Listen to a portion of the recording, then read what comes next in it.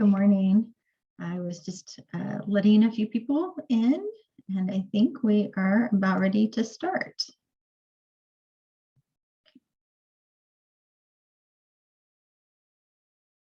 Move all the little boxes. Okay, well, good morning. I hope you all had a very nice weekend. We are moving through the respiratory system. It's a pretty straightforward system, so we go through it relatively quickly. And it also overlaps pretty nicely with lab. Not as much, well, some today, but also on Wednesday's lecture. Last week, we covered the upper respiratory system, and today we're going to start by describing the lower respiratory system. Then we'll move on to lungs and alveoli as a little bit more detail. And then we'll finish with the mechanics of breathing. I don't think we'll get to lung volumes and capacities. I think we'll have to wait until Wednesday. And so some of you will be a little ahead in lab and some of you will be a little behind. But by the end of the week, we should all be on the same page. The upper respiratory system starts at the level of the larynx. Then it will continue with the trachea. The trachea is going to branch into primary bronchi and branch another 20 plus times until they get down to something called the respiratory bronchiole. The respiratory bronchiole is going to lead into alveoli, and these alveoli are the functional units of the lung. We'll talk about the pleura, the double serous membrane that lines the lungs, because it plays the most important role in keeping your lungs inflated. And if you keep your lungs inflated, then you can continue with gas exchange. If your lungs collapse, that ability to exchange gases goes away. The lower respiratory system is broken up into two zones. We'll start with the conducting zones. The conducting zone, its major function is to transport gas. So this will be the larynx, the trachea, the bronchi, and the vast majority of the bronchioles. Then we get down to the respiratory zone, which is where we have our gas exchange of oxygen and carbon dioxide. The respiratory zone will consist of respiratory bronchioles, alveolar ducts, as well as individual alveoli. We'll start at the top, and we'll work our way down. At the top, we have the larynx, and the larynx has three functions. It needs to provide an open airway. It needs to route air and food into the proper channels. So air needs to go down the trachea and food needs to go down to the esophagus. And if those are exchanged, it's not good. So routing of air and food into the proper channels, as well as voice production. Voice production is not solely the role of the larynx, but it does house the vocal folds. So speech production is initiated here, but then we'll talk about how it is amplified and enhanced through other parts of the respiratory structures. The larynx is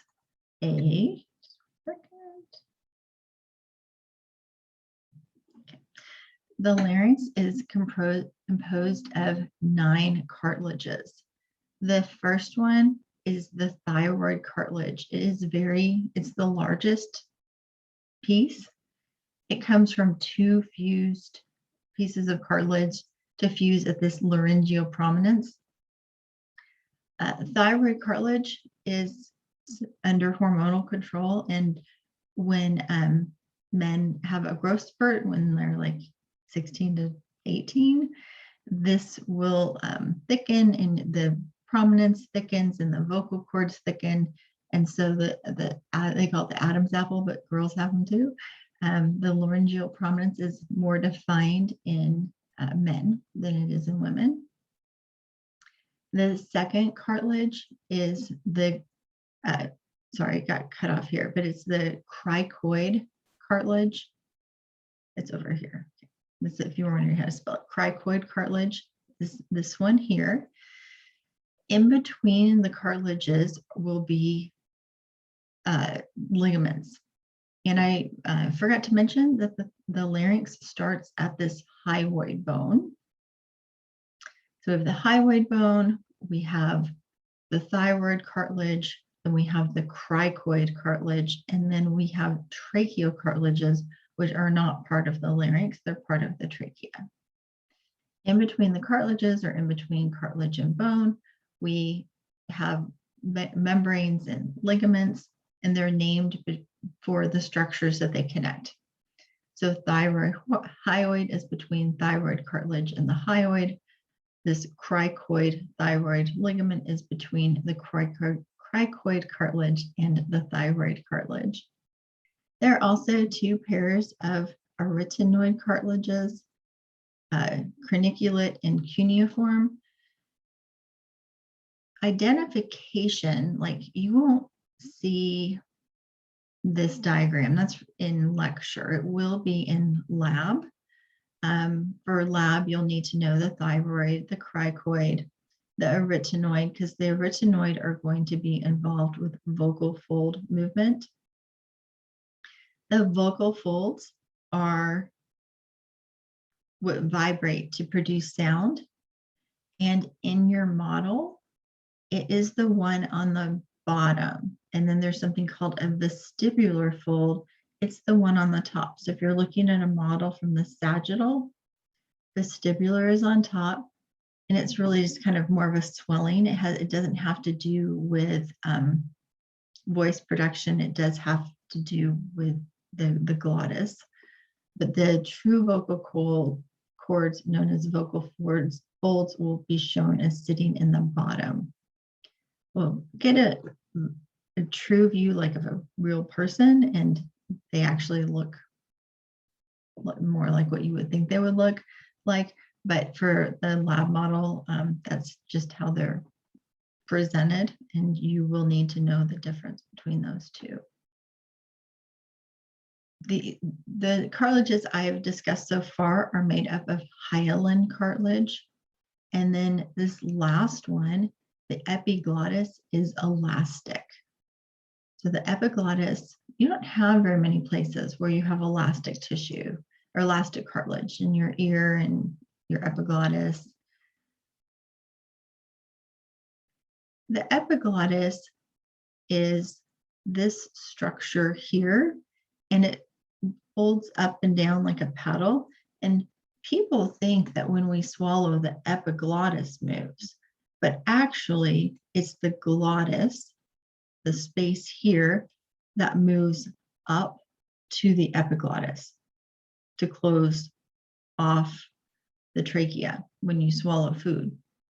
If you put your fingers on your throat and you swallow, you'll feel it move up, and that's closing off the trachea to allow food to go back in the esophagus. We go through that in much more detail in lab. For lecture, you do need to know the three functions of the larynx. You do need to know that it is made up of many cartilages. The majority are hyaline. These would be the structural part, and then the epiglottis is kind of that flap, and it is made out of elastic cartilage. Okay. As I showed you a little bit, the vocal folds are going to be ligaments that are going to line this glottis. So when the glottis opens or it shuts, like the difference between the two, these vibrate to produce sound. The vocal folds also contain elastic fibers. Superior to the vocal folds are the vestibular folds. They do not contribute. Sometimes they're called false vocal cords, but they have nothing to do, and they're false because they don't contribute to voice production. but they do help to close that glottis during swallowing. As I mentioned, it has to move up actually to interact and close with the epiglottis. So that's where the vestibular folds, which is an odd name, but that's where they come in. This is a picture that I actually think shows the relationship quite well. This is the epiglottis. Then we have the glottis, which is the opening, and it would, if it continues down into the trachea. So when the glottis is open, there is air going through. When the glottis closes, this is going to cause vibration of these vocal folds. And I like this presentation because it really shows how the vocal cords are the ones that line the glottis. So therefore they're the ones that would vibrate with air movement. These here are the vestibular folds, and they're going to be involved in closing the glottis.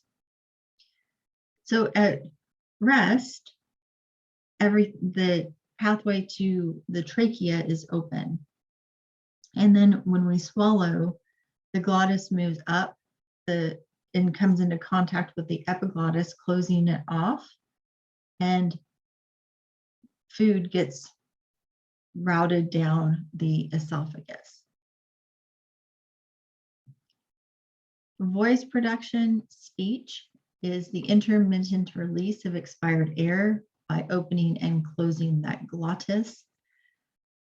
But if you just listen to speech at the level of the glottis, it wouldn't sound like what we think of a voice.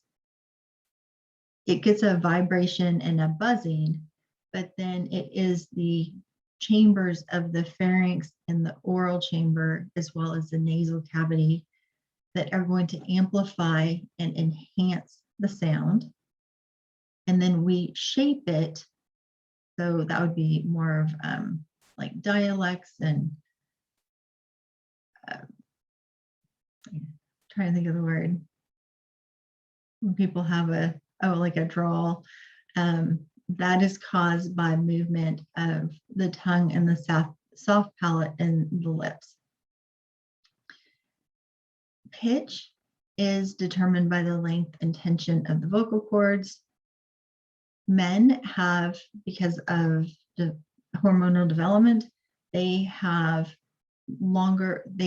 mainly thicker, but also slightly longer vocal cords, giving them a deeper pitch. Loudness is dependent on the force of air. So it would cause a louder vibration if you're forcing more air past that glottis, and then that is further enhanced by the pharynx, oral, and nasal cavities. So voice production is not solely reliant on vocal cords and the glottis, but that is where it's initiated. And then we amplify, enhance it, and then shape it. If we move down from the larynx, then below the glottis is going to be the opening to the trachea. The trachea is about 4 inches long. It will divide into 2 main bronchi, also called primary bronchi.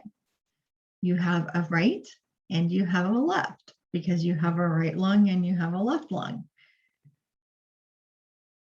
The trachea is an interesting combination between rigid and flexible, but in general, it's pretty flexible because it moves when you inhale and exhale.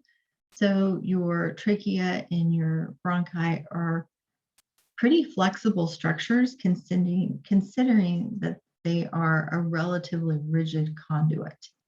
So the function of the trachea is to move large amounts of air with little resistance, but it does maintain a fair amount of flexibility. It is composed of 3 layers. They are named from moving from the lumen, so where the air would be, outwards. So the layer in contact with the lumen is the mucosa. It is made of ciliated pseudostratified epithelium.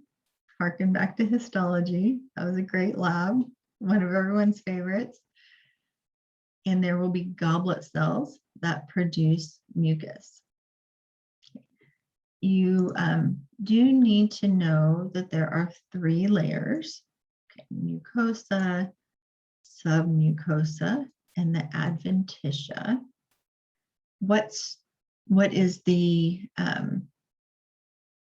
type of tissue? So for the mucosa, it's ciliated pseudostratified epithelium. And then if there are specialized structures, so for the mucosa, we're looking for goblet cells. So these two go together. And if you think about what goblet cells do, with secreting sticky mucus to trap particles and dust that the cilia can then beat up and will get dumped into the esophagus and digested. The submucosa is connective tissue, and it's going to have 2 types of glands. It's going to have seromucous glands, which I think are discussed on the next slide. If not, I'll come back. But that will produce these seromucus will produce a liquidy serous fluid as well as a mucus. There are also hyaline cartilage rings, and these are C-shaped. Okay, so they form a C, and the cartilage is at the anterior end. So that's why you can feel like things going, if you feel your throat, you can feel it going down. The rings are on the front, and then in the back, we have the trachealis muscle, and then we have the esophagus behind. So this trachealis muscle can constrict those rings, vasoconstriction, they can go back to normal. And it also allows a little bit of expansion if we're swallowing food. The esophagus can expand and bump up against that trachealis muscle from behind it. The adventitia is the outermost layer made of connective tissue.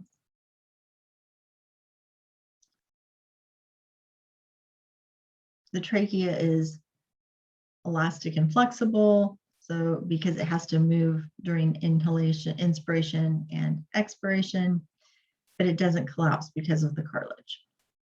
As I mentioned, the trachealis muscle is back here, and it is going to be comprised of smooth muscle that can contract and expand to change the trachea diameter. Mainly it contracts. This results in things like coughing. The carina is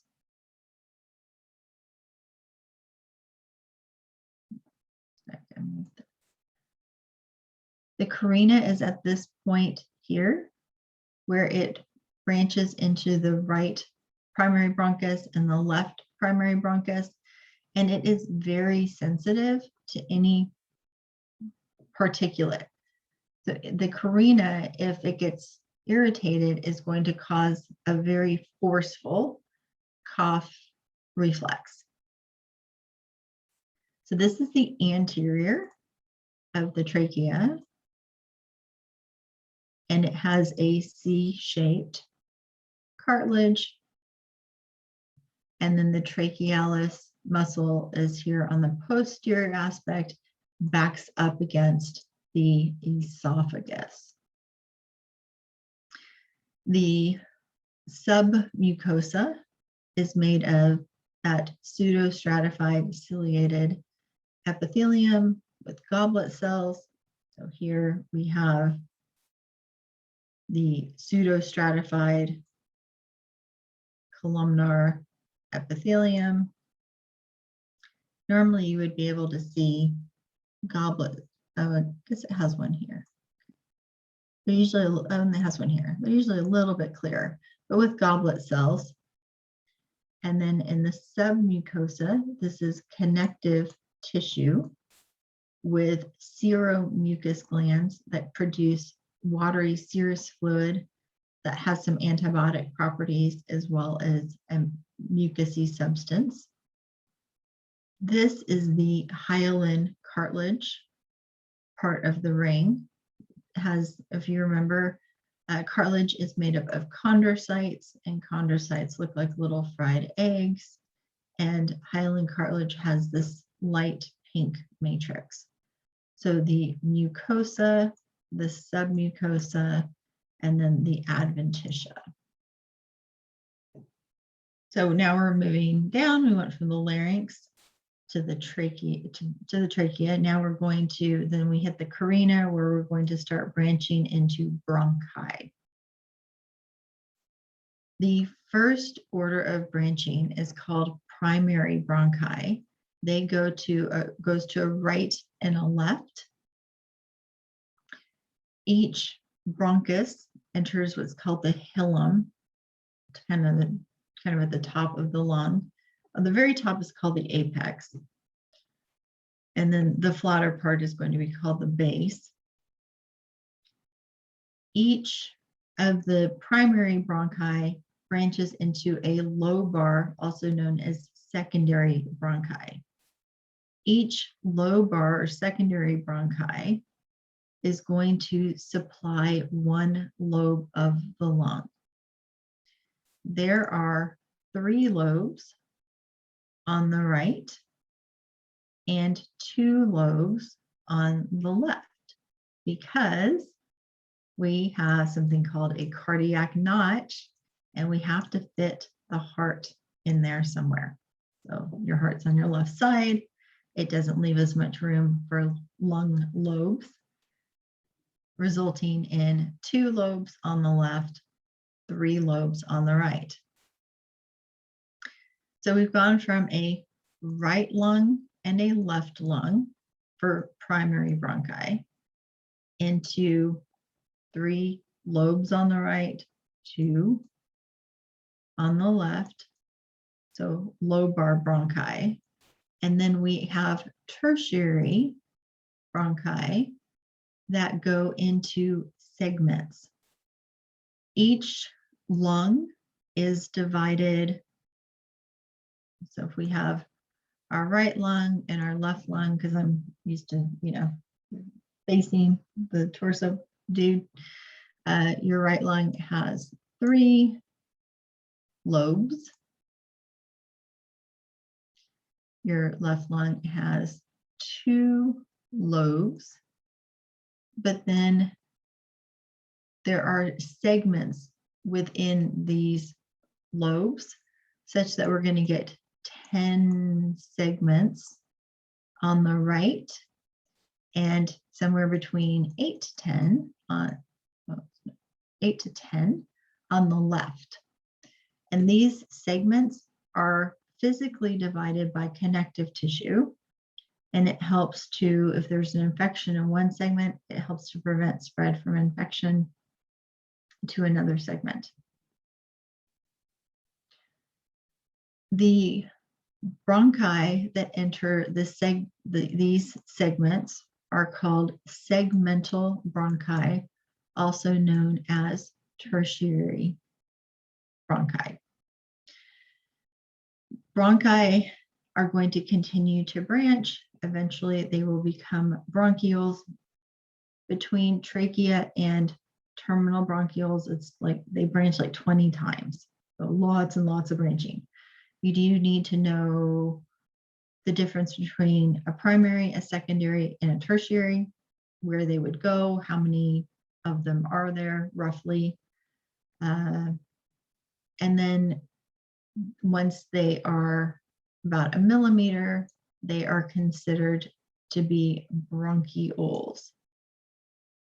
Terminal bronchioles are the smallest of the branches in the conducting zone. Terminal bronchioles will lead into respiratory bronchioles, which are the last of the bronchioles, but they're part of the respiratory system. So bronchioles of the conducting zone and in terminal bronchioles. And those terminal bronchioles will lead into respiratory bronchioles.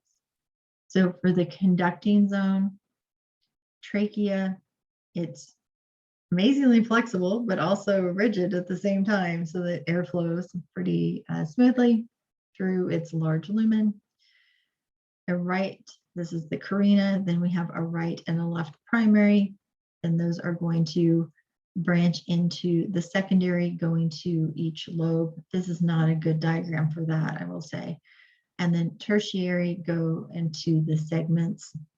There are usually 10 on the right and 8 to 10 on the left. And then ending in the last structure of the conducting zone would be the terminal bronchiole. So primary, secondary, tertiary, the terminal bronchiole, and know where each of those is going, what they lead into.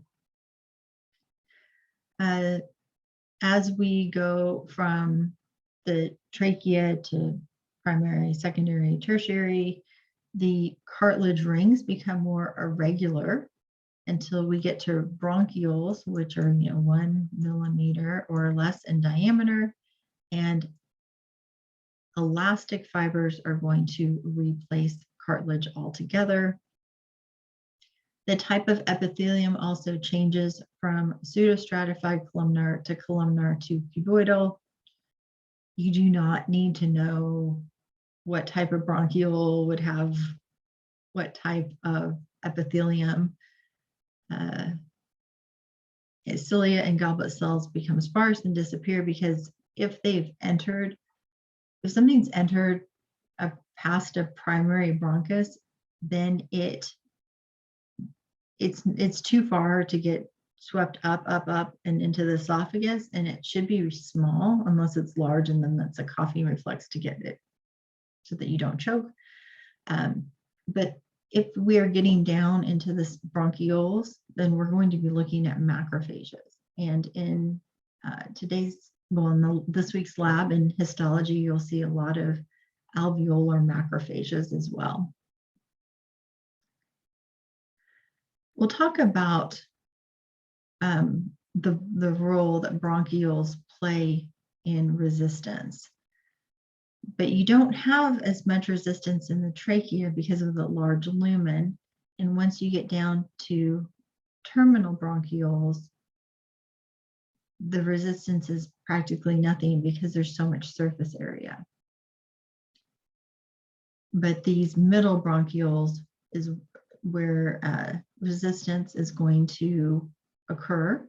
And part of that is due to the increase in smooth muscle that will be involved in vasoconstriction and vasodilation.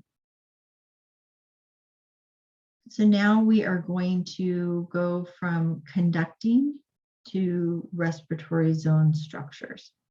So the last conducting structure was the terminal bronchiole. And then the respiratory structures start at the level of the respiratory bronchiole. Respiratory bronchioles are going to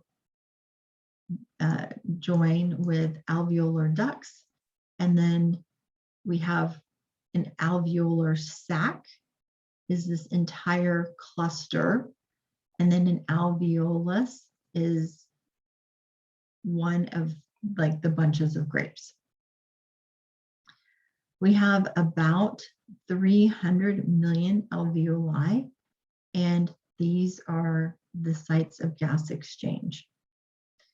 In lab, I haven't been in yet, but I'll go just a little bit. We usually do have a slide that looks pretty similar to this. And this structure is an alveolar sac. This would be the respiratory bronchiole, and then this would be the terminal bronchiole. So you have a terminal bronchiole branching to respiratory bronchioles, and then connected to those are sacs of alveoli. So this is going to show that again, a terminal bronchiole, which belongs to the conducting system, transfers to a respiratory bronchiole at the beginning of the respiratory system. And an alveolar sac in each one of these is a single alveolus. There is an extensive capillary net over the alveoli. So each alveolus is covered by capillary membrane. There is a very thin, so the alveolar tissue is simple squamous epithelium. So each alveolus is only a single layer thick. So for the alveolus, we have a single layer of simple squamous epithelium. Then we have capillaries, which are also a single layer thick. They are endothelium. In between these two, we have a very thin basement membrane. You take the single layer of the alveolus, the single layer of the endothelium, this very thin basement membrane, you combine them into a respiratory membrane. That this structure here is less than 0.5 microns. So very, very thin structure called the respiratory membrane is made up of 3 layers: simple squamous for the alveolus, this basement membrane, which is kind of its connective tissue, that's very thin, and then the single layer of endothelium from the capillary. So those 3 items are going to make up the respiratory membrane. Gas diffusion occurs across this respiratory membrane.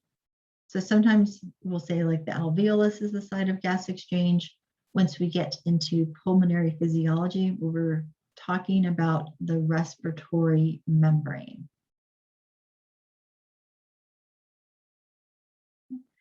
So this respiratory membrane is made up of the alveolar walls. We'll talk about type 2 cells in just a second.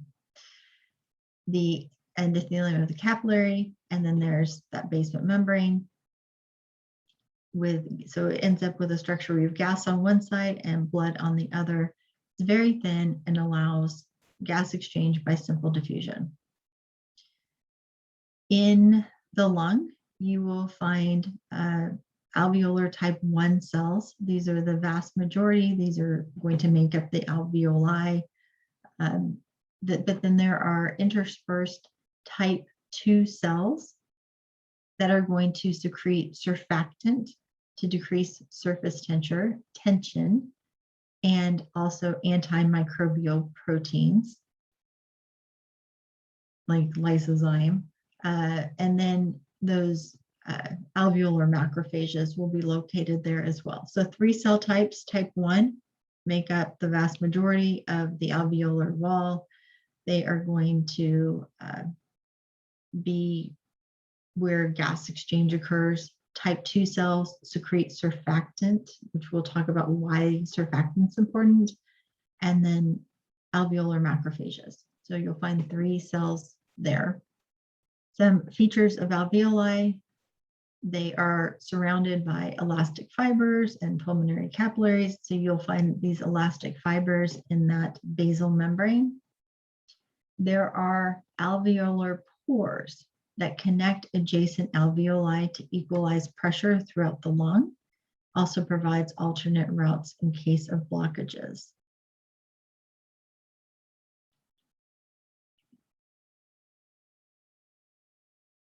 is another picture of the respiratory membrane. And it shows you an example of one of those type 2 cells, that these are interspersed between the type 1 cells.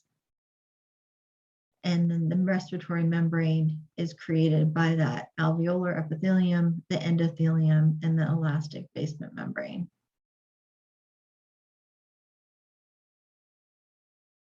So now we move on to the lungs. The lungs occupy the thoracic cavity except for the mediastinum. The root is vascular and bronchial attachment. The costal surface is the surface that contacts the ribs.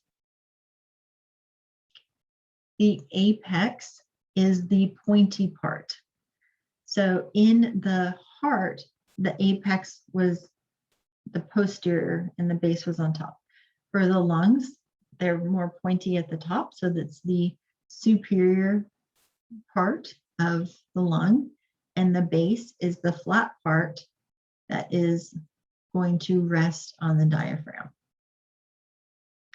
The hilum is where you have entry and exit of blood vessels, lymphatic vessels, nerves, and those primary bronchi. As previously mentioned, the left lung has 2 lobes, a top and a bottom, superior, inferior, and a cardiac notch. Little indentation in the middle where the heart fits into that. The right lung has 3 lobes, superior, now we get a middle one, and then inferior. You do not need to know the fissures that divide the lobes, just how many there are on each side.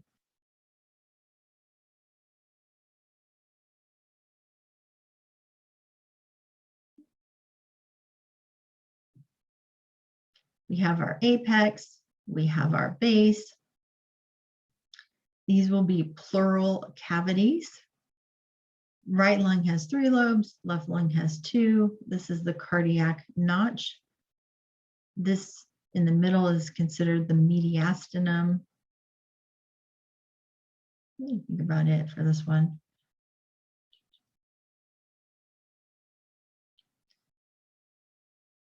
This diagram does add to some information from the previous one.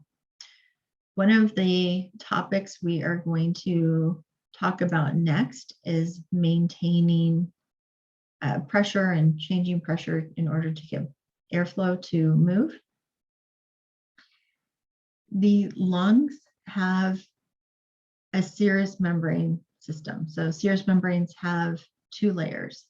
They have a parietal layer, which is the one closest to the thoracic cavity wall, and the visceral layer, which would be deeper, closer to the lung tissue. In between, there is a small amount of serous fluid.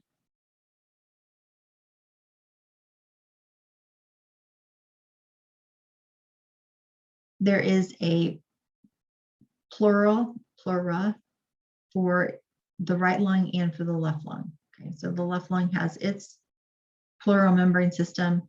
The right lung has its pleural membrane system.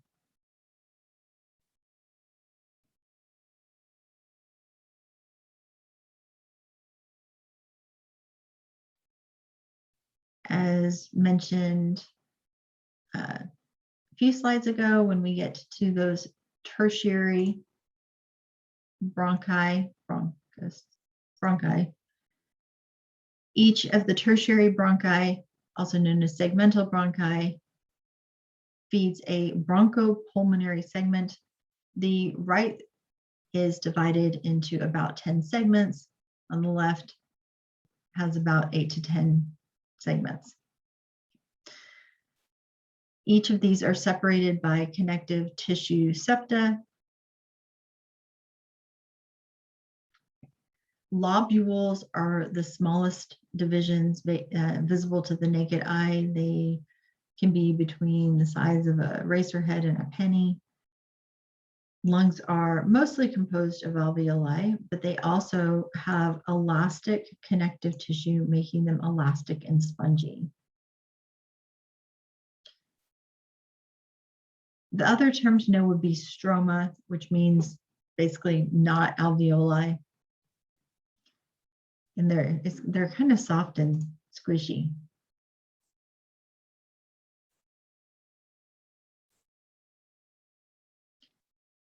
You'll see a bronchial tree in lab as well, where you'll need to be able to identify primary, secondary, and tertiary. These are showing the segments. So this one has 9 instead of 8, and this one has 10.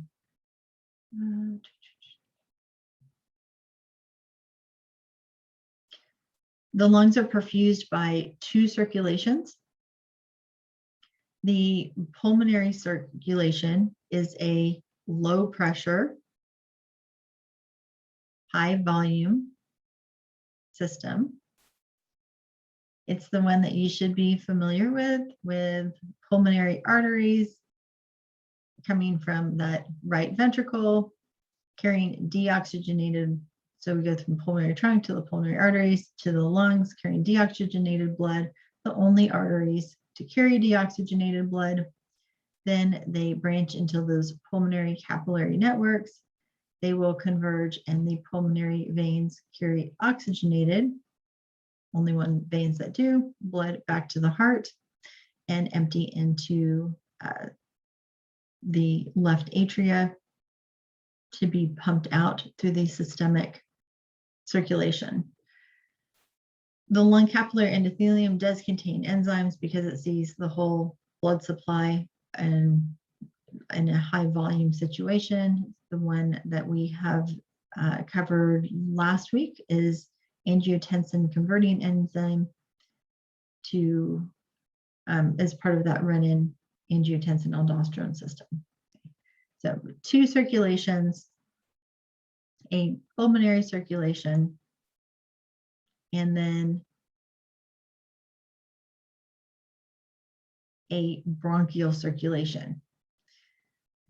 The lungs can't get all of its oxygen just from the alveoli diffusing. It needs oxygenated blood, just kind of like there's a coronary circulation. The bronchial circulation is going to provide oxygenated blood to the lung tissue. And just like the cardiac arteries, the bronchial arteries arise from the aorta. So you want to give your best blood to the systems that keep you alive, such as the heart and the lungs. It is part of the systemic circulation, so it is high pressure, low volume. Supplies all the lung tissue except for the alveoli. You don't really need to worry about the venous return, but remember there's extensive vein anastomoses. The bronchial veins anastomose with the pulmonary veins, so that just goes back into that pulmonary circulation. Thing to know, I guess the new information is that we do have, just like we had cardiac arteries, we have bronchial arteries arising from the aorta to feed much of the lung tissue.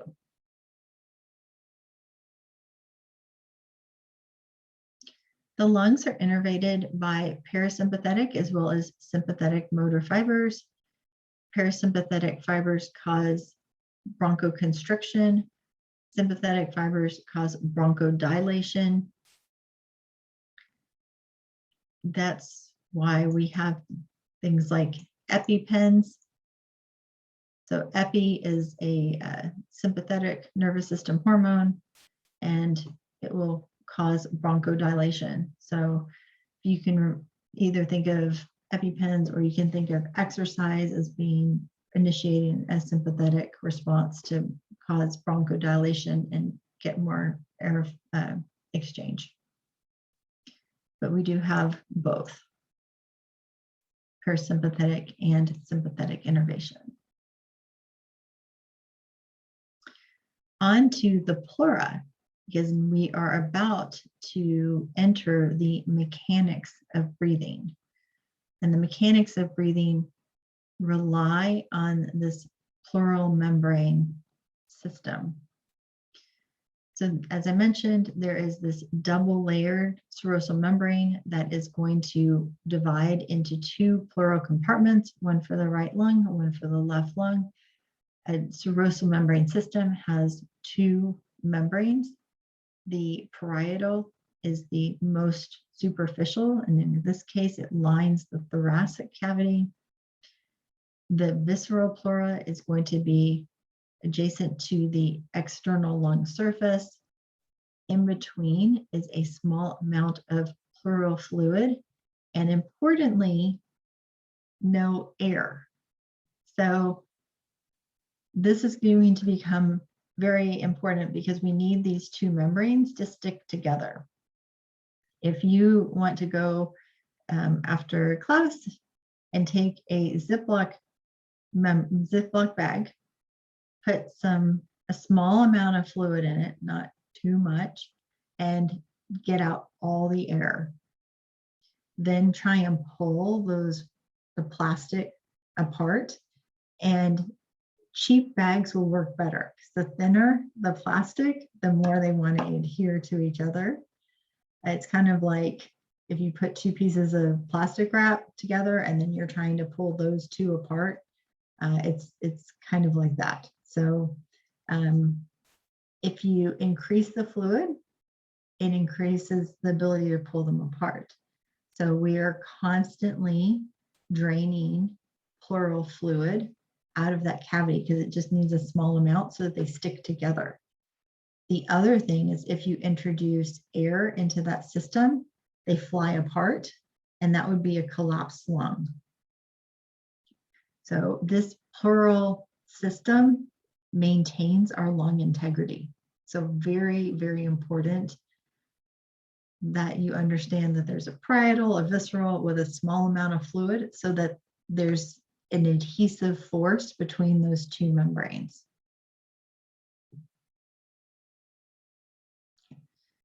So now we're moving on to the mechanics of breathing. For the mechanics of breathing, we have two phases. We have inspiration, where gases are flowing into the lungs, and expiration, where gases are, okay, gases are exiting the lungs. I have a whiteboard kind of already prepared. And this is the take-home message for the mechanics of breathing. If you change the volume of the thoracic cavity, then that will cause a change in the pressure. By changing the pressure gradient, air is going to always flow from an area of high pressure to low pressure. We're going to look at the pressures first, and then we're going to look at how to change the volume so that we're changing these pressures. Atmospheric pressure at sea level is 760 millimeters of mercury. So for our examples, we're going to assume that we are always at sea level. Respiratory pressures are described in relation to atmospheric pressure. If it's less than atmospheric, it's given a negative number. So if it's like 756, the difference is going to be a difference of 4 or -4, depending on where you are. I'll show you in that second. Okay. And then a positive respiratory pressure would be over 760. We have 2 locations for pressure and then 1 measurement of the difference between the 2. So the 2 places where we measure pressure for the driving forces that affect the driving pressure gradient are intrapleural pulmonary pressure, which is the pressure in the alveoli.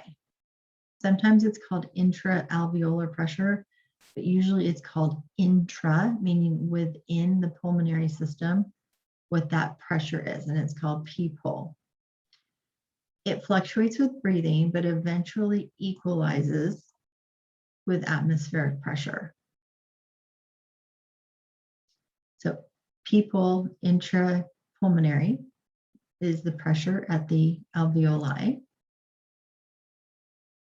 And then we have intrapleural pressure. So intrapleural pressure is the pressure between those membranes. And I do have a diagram, I'll show you in a second. It does fluctuate with breathing, but it is always a negative pressure as long as that membrane integrity is maintained. So as long as we have a small amount of pleural fluid and we don't have air, and we get those two membranes to attach to each other, to adhere to each other, it will always be a negative pressure. It's usually about 4 millimeters less, and it is a balance of factors. So we have our alveoli, and they like to collapse because of a few things, but one is the elasticity of the alveoli will cause them to want to collapse. And then the other is this alveolar fluid, the surface tension is going to, surface tension makes water molecules adhere to each other, and they will try and form the smallest volume that they can. Surfactant comes and breaks those bonds apart and makes them not hang together as tight, so it decreases this surface tension, which is why surfactant is important. So we have the elasticity and we have the surface tension wanting to collapse the alveoli. These are countered by the adhesive force of those membranes. And that force is stronger than this force, so it gives us a negative pressure.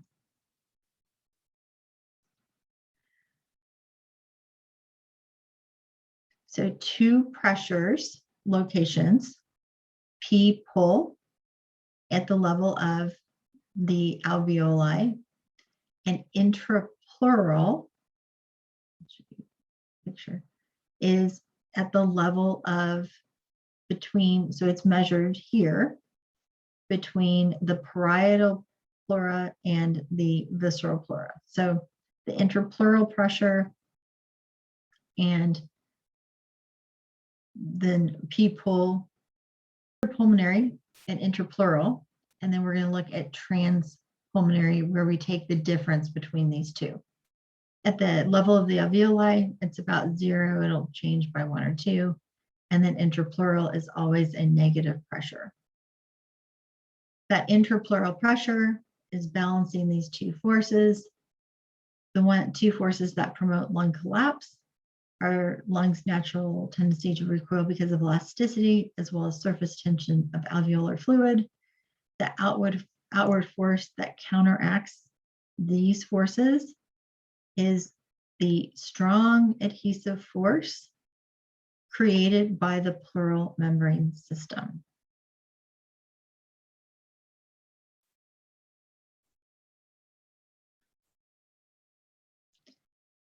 Transpulmonary pressure is the difference between the pressure at the alveoli and the pressure at the pleural membranes.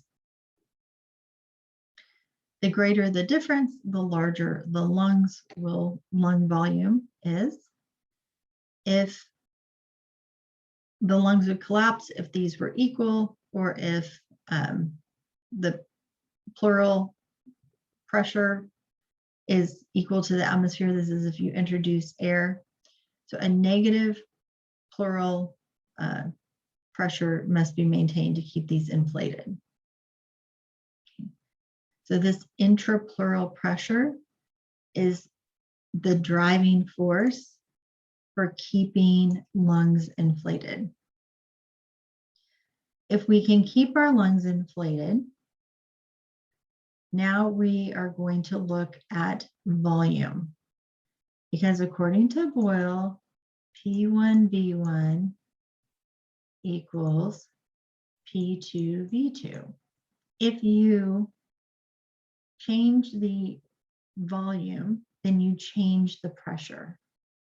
So if you were to increase the volume, it's going to lead to a decrease in pressure. With inhalation, we need to decrease the pressure in the lung cavities so that air is drawn into the lungs. So in order to decrease the pressure, we have to increase the volume. In order to do that, we're going to involve muscles. For exhalation, where we want air to flow out, we need to increase the pressure. So exhalation, increase the pressure, and in order to increase the pressure, we will need to decrease the volume. So if you have high pressure here, low pressure out here, the air will go out of the respiratory system.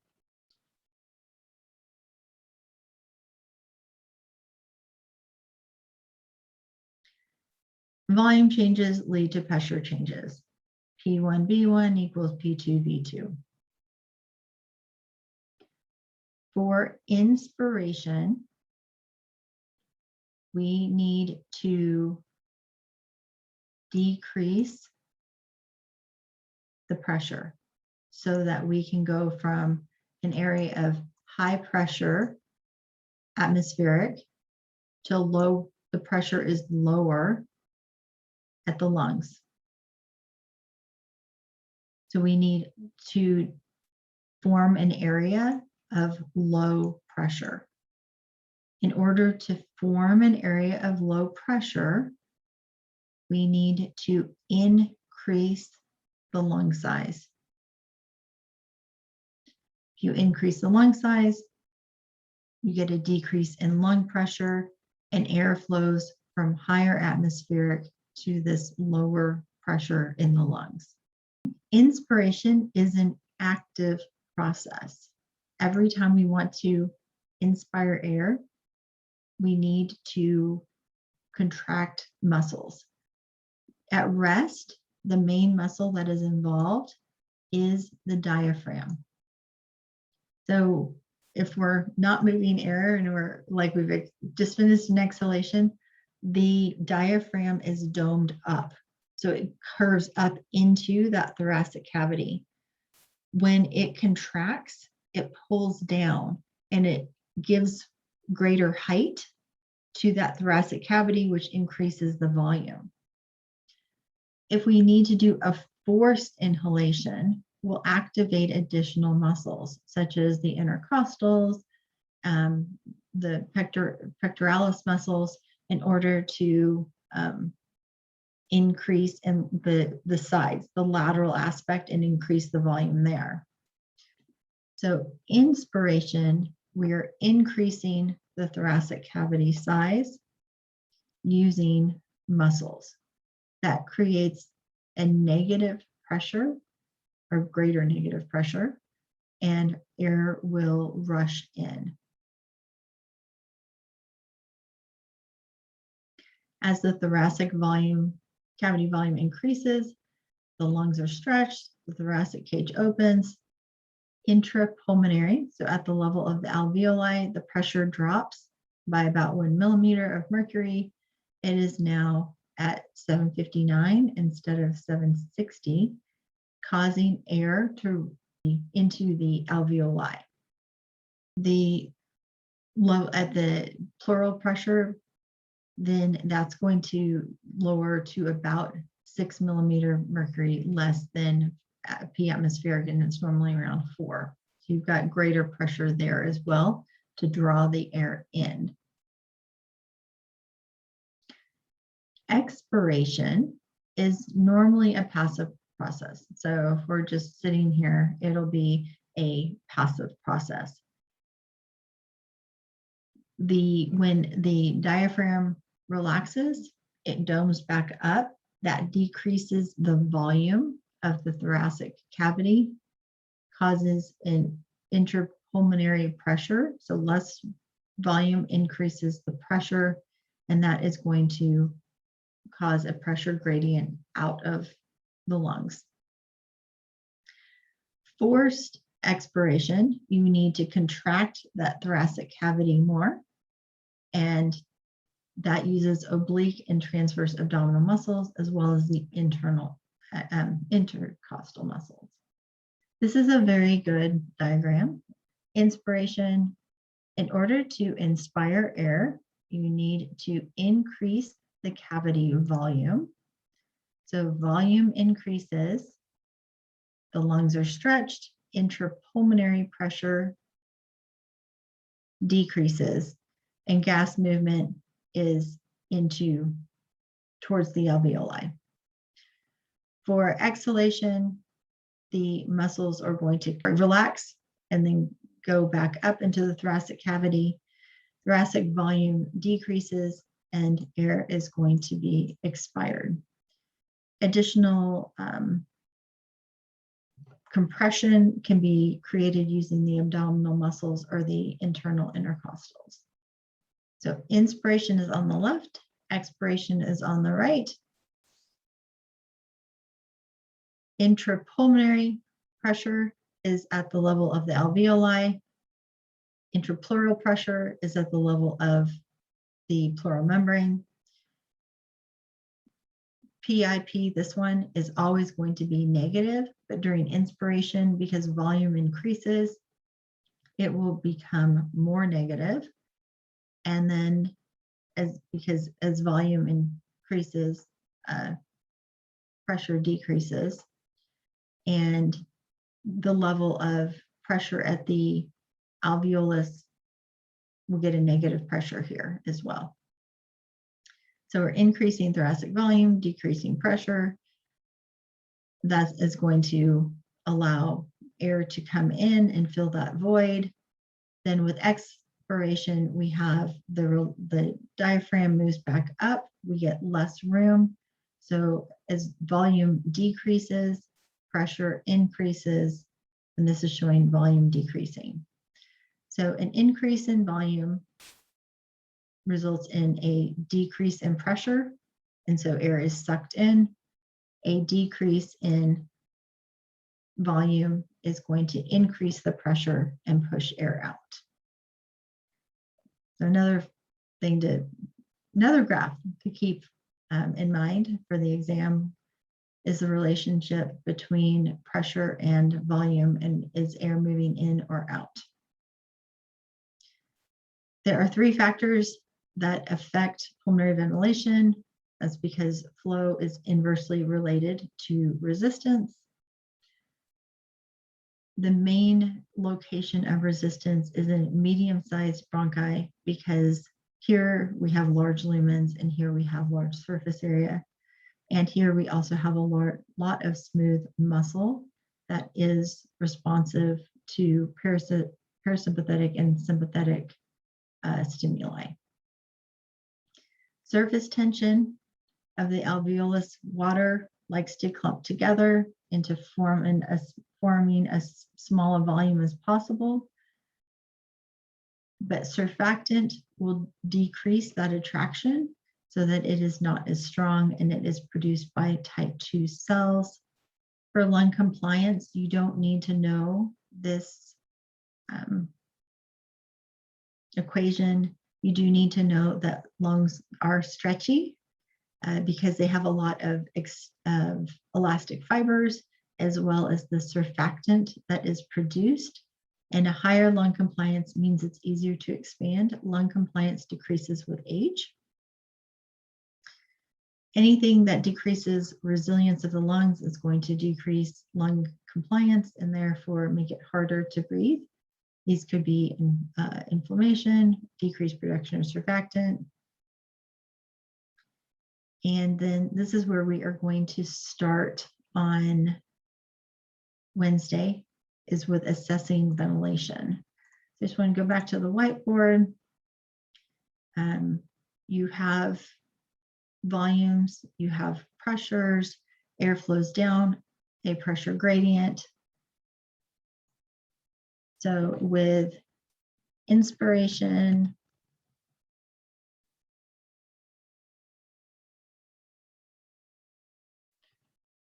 you need to increase thoracic volume. If you increase thoracic volume, you'll get a decrease in thoracic pressure. Air will flow from high atmospheric into the lungs. And the alveoli also have lost 1 millimeter of mercury in pressure as well. And then, so that is going to draw air into those alveoli.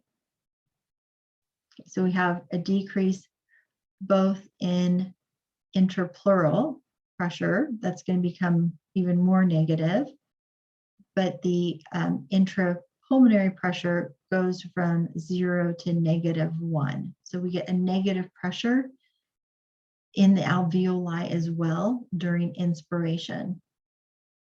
During expiration, the diaphragm domes back up. So we get a decrease in volume. That decrease in volume increases pressure. So at the level of the alveoli, it equilibrates to atmospheric. At this intrapleural, it just becomes less negative, but it's still always negative.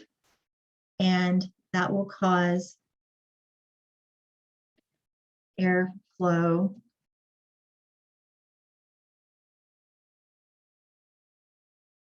out of alveoli and out of the lungs.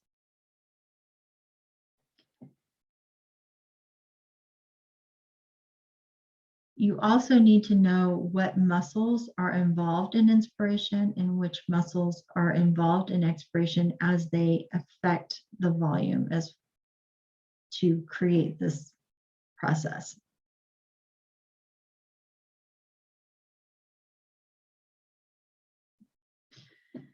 So this is where we're going to stop.